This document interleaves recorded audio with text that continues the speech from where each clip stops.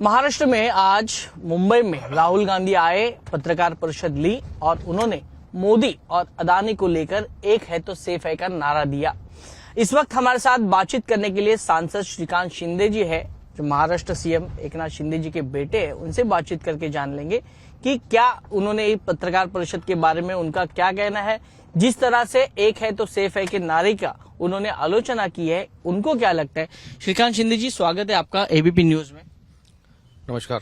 Doctor साहब, जिस प्रकार से राहुल गांधी ने आखिरी दिन है आज प्रचार का और ऐसे में मुंबई में आकर पत्रकार परिषद ली है, उन्होंने एक तिजोरी दिखाई, उस तिजोरी से लॉकर से मोदी जी का और अदानी के दोस्ती का एक फोटो निकाला और दूसरी तरफ धारावी रीडेवलपमेंट का पोस्टर निकाला।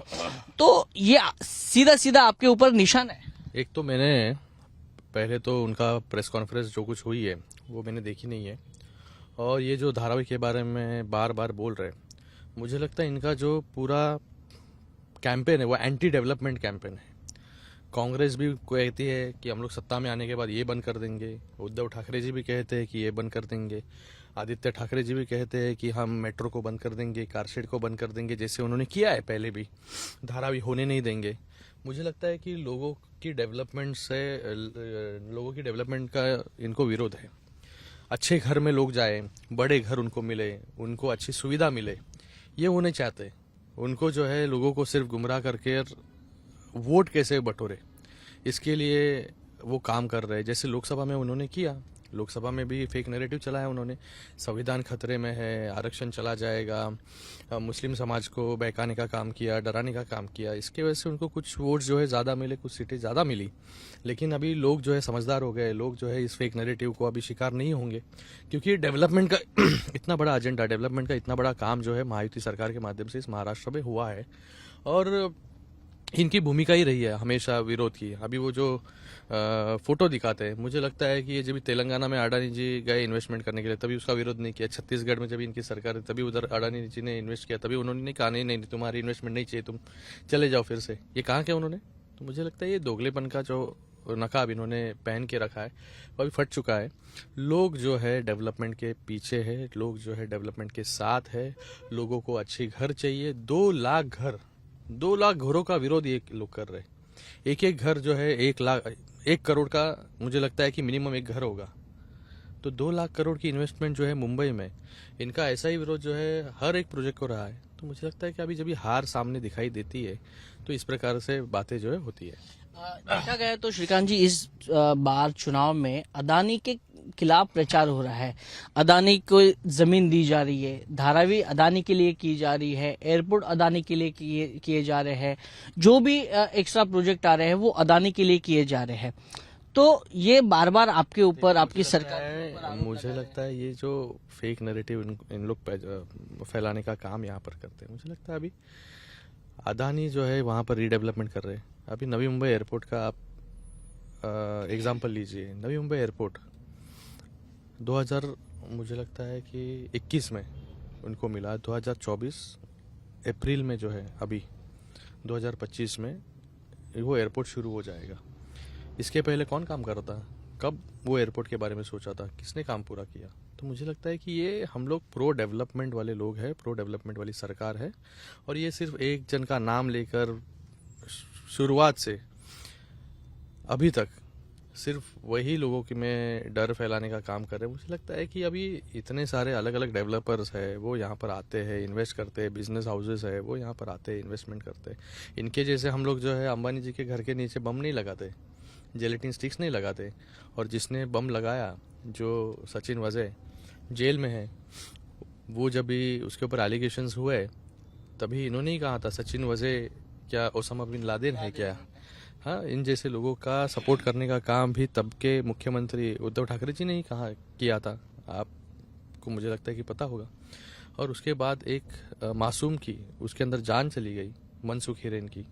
तो ऐसा काम जो है महाविकास आघाड़ी की सरकार में यहाँ पर होता था। तो ये उद्योग, बिजनेस हाउसेस महाराष्ट्र में आए, इसलिए हम लोग ने प्रो डेवलपमेंट पॉलिसीज यहाँ पर बनाए, और आज इस महाराष्ट्र में 52% ऑफ द एफडीआई, 52% एफडीआई सिर्फ महाराष्ट्र में है। मतलब जो फॉरेन डायरेक्ट इन्वेस्टमेंट्स है, बिजनेसेस आ रहे हैं, सिर्फ महाराष्ट्र में। महाराष्ट्र आज इनके समय में, महाविकास आघाड़ी के समय में तीसरे नंबर पर था। आज हमारे समय में महाराष्ट्र को हम 1 नंबर पर लेके गए। डेवलपमेंट में नंबर 1 है, इंफ्रास्ट्रक्चर में नंबर 1 है, स्टार्टअप्स में नंबर 1 है, एफडीआई में नंबर 1 है, अभी तो योजनाओं में भी नंबर 1 है महाराष्ट्र। दूसरी बात ये आप बोल रहे हैं कि मनसुख हिरेन की बात की, वाजे की बात की, अंबानी के नीचे बम लगाने की बात की, लेकिन आज राहुल गांधी ने मुंबई में आके जिस प्रकार से बम फोड़ा है, आरोप प्रत्यारोप, वो ऐसा काय मराठीमध्ये बोलतात ना, लवंगी। इसका परिणाम तो हो सकता है। कुछ परिणाम नहीं होगा।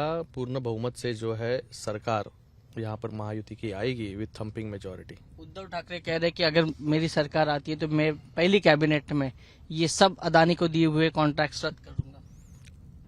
देखो, जब भी कोई कहता है कि हमें चुनकर दो, तो वो कहते हैं कि हमारा ये विजन है, हम ये चीज़ जो है शुरू करेंगे, ये योजना शुरू करेंगे, ये डेवलपमेंट प्लान शुरू करेंगे। उनके हर भाषण में आप देखो एंटी डेवलपमेंट कैंपेन है। मैंने आपको शुरुआत में ही कहा कि उनको सब कुछ बंद करना है। जैसे उन्होंने कोविड के नाम पर सब कुछ बंद किया, उन्होंने बुलेट ट्रेन को विरोध किया, उन्होंने वाधवान पोर्ट को विरोध किया, उन्होंने इस कंक्रीट के रोड्स को विरोध किया, उन्होंने मेट्रो के कार शेड को विरोध किया।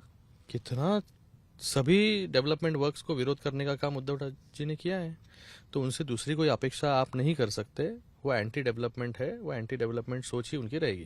तो जिस प्रकार से उद्धव ठाकरे भाषा कर रहे हैं कि जिस पहली सरकार में, पहली कैबिनेट में ये रद्द करेंगे, राहुल गांधी भी उसको वही बोल रहे हैं कि हाँ, वो उद्धव ठाकरे सही कह रहे हैं। वो राहुल जी उनको बताते रहेंगे या वो उनको बताते रहेंगे। तो इसलिए एक ही भाषा बोल रहे हैं।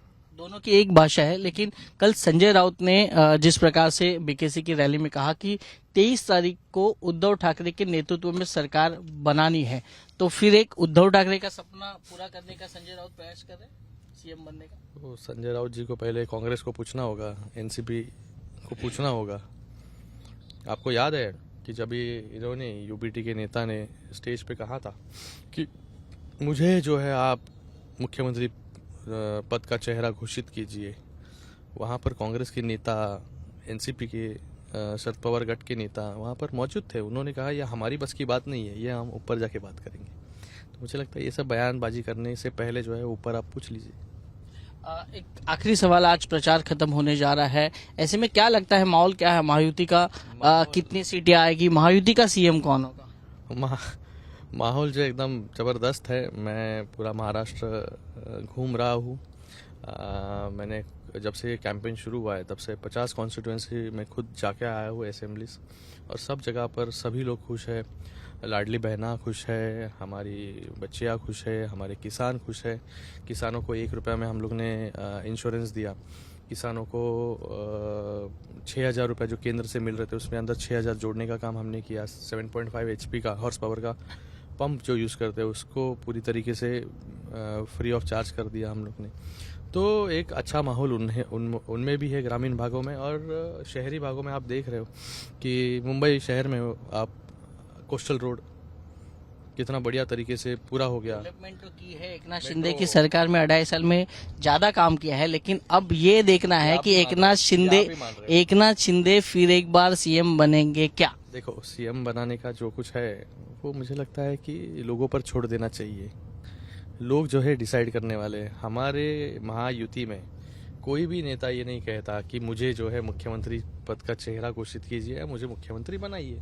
मुझे लगता है ये जनता जो है, जनता जनार्दन सब कुछ तय करेगी आने वाले 23 तारीख को। और हमें जो हमने काम शुरू किए 2.25 साल में, वो काम महाविकास आघाड़ी को बंद करने हैं। हमें वो काम जो है वो आगे लेके जाने हैं। 2.25 साल में हमने इतना सारा काम किया है, 5 साल में हम लोग क्या क्या कर सकते हैं इसका आप विचार कीजिए। इसलिए हमें महायुति की सरकार फिर से इस महाराष्ट्र में चाहिए। तो बहुत बहुत शुक्रिया हमारे साथ बातचीत करने के लिए। कैमरा पर्सन विजय देसाई के साथ वैभव परब, ABP news, Mumbai. For exclusive and insightful videos, subscribe to our new channel ABP Live Premium.